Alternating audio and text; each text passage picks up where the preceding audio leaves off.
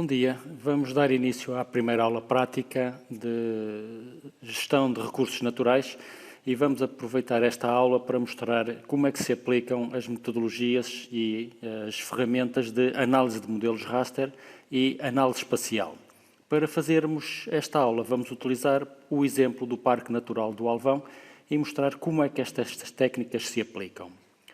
Como vimos anteriormente, para se poder criar um projeto SIG e se poder trabalhar, é preciso que o utilizador, o gestor do projeto, reúna uma série de informação sobre esse projeto e que crie um projeto SIG com a informação mínima necessária, como, por exemplo, os limites da área de estudo, o enquadramento cartográfico, carta de uso e ocupação do solo, altimetria, rede hidrográfica e rede viária e divisional. Com base nesta informação, ele pode começar por descrever o território, do modo geral, portanto, fazer a caracterização do território e depois, utilizando técnicas de modelação, análise espacial e análise em modelos raster, através de técnicas de álgebra cartográfica, pode produzir novos dados sobre o local e ter o cuidado de analisar esses resultados e verificar se são ou não são coerentes ou se coincidem com o que estava à espera. Portanto, vamos começar por identificar o Parque do Alvão, usando o Google, que, como já dissemos anteriormente, é uma ferramenta poderosíssima e de livre acesso.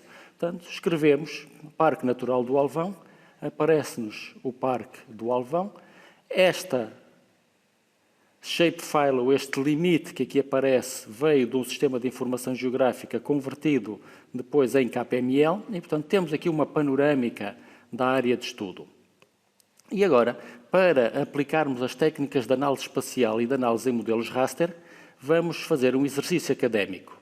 Suponhamos que uma determinada espécie, animal ou vegetal, tinha as seguintes características ecológicas. Acontecia entre os 800 e os 1000 metros de altitude, tinha preferência por exposições entre o nordeste e o sudoeste, declives superiores a 45 graus, distância à rede hidrográfica inferior a 1000 metros e tipo de uso e ocupação do solo, mato, vegetação esparsa, vegetação herbácea natural. Exemplos, podemos estar a falar, por exemplo, de uma espécie de borboleta, ou de um inseto, ou de um pequeno lagarto, ou de uma ave, em termos de animais, ou podemos estar a falar de uma determinada comunidade vegetal que aparece misturada com estas outras comunidades e que tem esta preferência ecológica. Portanto, para podermos resolver este exercício, temos que ter estas variáveis na sua forma original e depois temos que as reclassificar de acordo com estes parâmetros. Portanto, e vamos utilizar uma abordagem muito simples, que é a aproximação booleana, e a técnica booleana baseia-se na ausência ou na presença do argumento. Portanto, no fundo, é uma técnica binária, é muito simples de utilizar, mas é exclusivista, ou seja, ou existe ou não existe, não admite gradação de valores. Por exemplo, baseado nos critérios originais e através de um sistema de reclassificação, altitude entre os 800 e os 1000 metros. Teríamos a altitude do território, abaixo dos 800 metros não é viável, recebe o valor 0, entre os 800 e os 1000 é viável, recebe o valor 1, acima dos 1000 não é viável, valor 0. Portanto, a reclassificação da altitude daria um fecheiro deste tipo. Exposições nordeste-sudeste.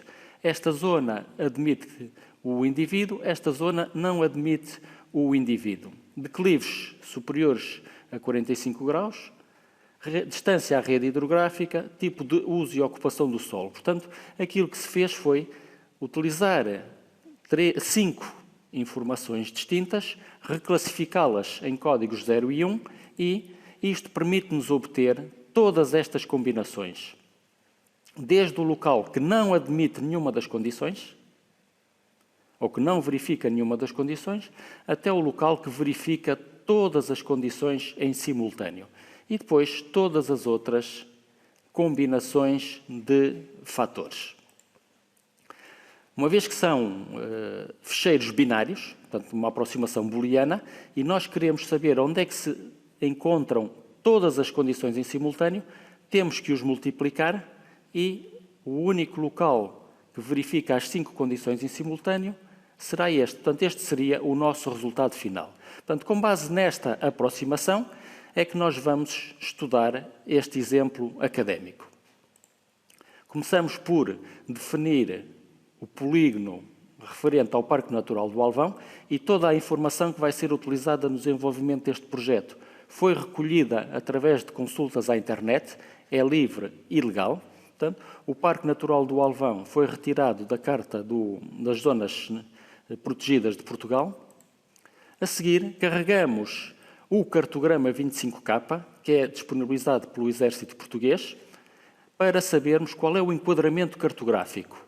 Através de uma técnica de seleção por localização, vamos pedir ao sistema que nos identifique sobre o cartograma 25K todas as folhas que contêm o Parque Natural do Alvão. E o programa diz-nos que estas 3 folhas são ou representam cartograficamente a nossa zona.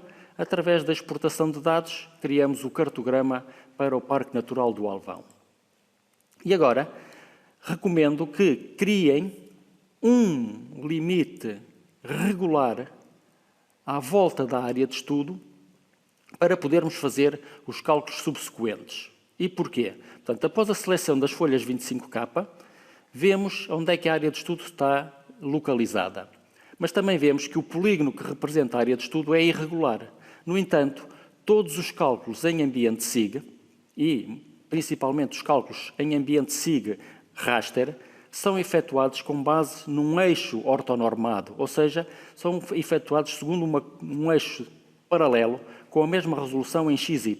Portanto, se nós utilizarmos uma área de estudo com limites irregulares, estamos a informar erradamente o programa e o projeto de que o exterior da área de estudo ou assume o valor zero ou não existe. Portanto, isto causa depois problemas, por exemplo, a nível de cálculo de distâncias ou ao nível de cálculo de declives.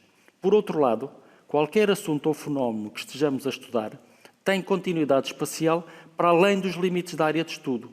E, se nós não considerarmos essa zona exterior, estamos a enviesar os resultados finais.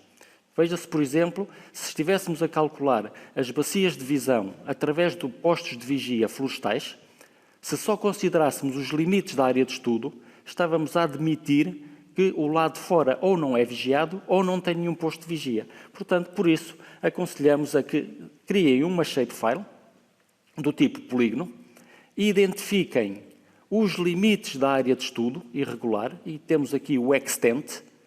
Para podermos trabalhar, vamos puxar ligeiramente o limite esquerdo para a esquerda, portanto, o x mínimo vamos ainda torná-lo mais pequeno, o x máximo vamos torná-lo ligeiramente maior, o y mínimo ligeiramente menor e o y máximo ligeiramente maior. E a seguir, através da digitalização de polígonos regulares, identificamos os cantos da área de estudo e marcamos um polígono regular. Próxima tarefa, atualizar o projeto com o modelo digital do terreno. E cá está uma das utilidades de dispormos de um polígono regular à volta da área de estudo. Vamos utilizar este polígono para cortar o modelo geral através de uma técnica de gestão de dados em ambiente raster e fazer um clip. Portanto, o que é que entra? A altitude ou o modelo digital do terreno para o território todo, nacional, o limite da área de estudo, não o limite do Parque Natural, mas o limite regular à volta do Parque Natural. Procuramos a nossa diretoria de trabalho, concretamente a pasta das grids, e gravamos só o modelo digital do terreno para a nossa área de estudo. Uma vez que temos o modelo digital do terreno, vamos começar por calcular as cartas de declives, slope, e as cartas de exposição, aspect. Portanto, relembrem as últimas aulas de introdução aos SIG. É uma operação que está no Arc Toolbox 3D Analyst Tools, Raster Surfaces Slope. O que é que entra? O modelo digital do terreno para a área de estudo. Vamos gravá-lo na pasta das grelhas e vamos calculá-lo em percentagens. E este é o aspecto típico do modelo de declives. Quem conhecer o Parque do Alvão pode verificar que esta é a zona mais alta, portanto, ao pé da barragem do Alvão, de Lamasdolo, Dornelas, e podemos ver que esta zona extremamente declivosa, onde aparecem os maiores valores, corresponde às fisgas do Ermelo, portanto, às quedas de água das fisgas do Ermelo. Próxima tarefa, calcular a carta de exposições, também é um cálculo em Raster Surface Aspect, entra o modelo digital do terreno, sai o resultado Aspect para a zona de estudo na pasta Grid e este é o aspecto típico de uma carta de exposições. O utilizador deverá estar bem familiarizado com este tipo de legenda, uma vez que é aqui que aparece representado o nome do quadrante e o intervalo em graus a que corresponde esse quadrante. Atenção que o quadrante norte tem duas metades, de 0 a 25, a primeira metade, e de 337,5 a 360, a segunda metade. Portanto, neste momento, já temos 3 variáveis que correspondem ou que nos permitem calcular 3 das condições para a ocorrência da espécie: altitude, declive e exposição. Uma vez que já estão em formato raster e são as mais simples, vamos passar à sua reclassificação. Portanto, vamos aplicar uma rotina de reclass. Onde é que se encontra? Spatial Analysis Tools, Reclass, Reclassify. E o programa pergunta, o que é que quer reclassificar? A altitude. Carregamos na tecla do Classify, dizemos ao programa que queremos 3 classes, e porquê 3 classes? De 0 a 800 não interessa, de 800 a 1000 interessa, mais que 1000 não interessa. E escrevemos 999999, como referimos anteriormente, é o infinito para esta área de estudo ou para esta variável. Temos que ter o cuidado de verificar se os limites antigos estão corretos, verificar se os novos códigos estão corretamente atribuídos e agora, muita atenção. Por defeito, esta zona diz NoData igual a NoData. Se isso se mantiver, o programa só vai fazer cálculos para os locais onde as condições coincidam todas do ponto de vista espacial. Isto quer dizer que se tivermos algum buraco na informação, ele não vai ser tratado. Para evitar que os cálculos não sejam feitos para toda a área de estudo, nós colocamos NoData igual a 0. Por último, verificar o nome do resultado final e vamos-lhe atribuir um sufixo R ou R1 ao nome da informação, pasta das grelhas e cá temos a altitude reclassificada. O que está cinzento ou está abaixo dos 800 metros ou está acima dos 1000 e o que está a verde está entre os 800 e os 1000 metros de altitude. Próxima variável, a exposição. Novamente, ArcToolbox, Special Analysis Tools, Reclassify. Novamente, 3 classes. E agora dizemos que as zonas planas, reparem que as zonas planas estão classificadas com o código -1, as zonas planas e a primeira metade do quadrante norte não interessa, recebe o valor 0. Os quadrantes entre o nordeste e o sudeste interessam-nos, recebem o valor 1. Reparem, os quadrantes estão aqui apresentados os seus limites e todos os outros quadrantes não interessam, 0, novamente 0 para NoData, pasta de saída, nome do ficheiro e aqui temos o resultado final. A cinzento, o que não interessa, ou que não é aconselhável, e a verde, o que é adequado à identificação, à localização da espécie. Por último, vamos reclassificar a carta de declives. Novamente, ArcToolbox, Reclassify, 2 classes, neste caso, porque é abaixo de 45 não interessa, acima de 45 interessa, zona de gravação e criamos o terceiro mapa. A cinzento, declives inferiores a 45 graus, e reparem-se, há bocado quando apresentamos a carta de declives, esta era a zona onde eles eram mais baixos, aparecia toda a verde, e esta era a zona onde eram mais pronunciados, que aparecia entre laranjas e vermelhos. Portanto, temos as 3 condições morfológicas reclassificadas. ficam a faltar as outras duas condições, portanto, a que se refere à distância à rede hidrográfica e a que se refere ao uso e ocupação do solo.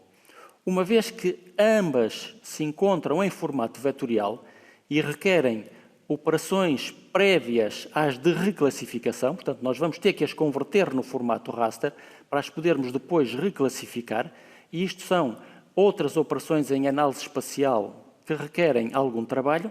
Vamos deixar essa matéria para a próxima aula prática. Muito obrigado e comecem a fazer este exercício. Obrigado.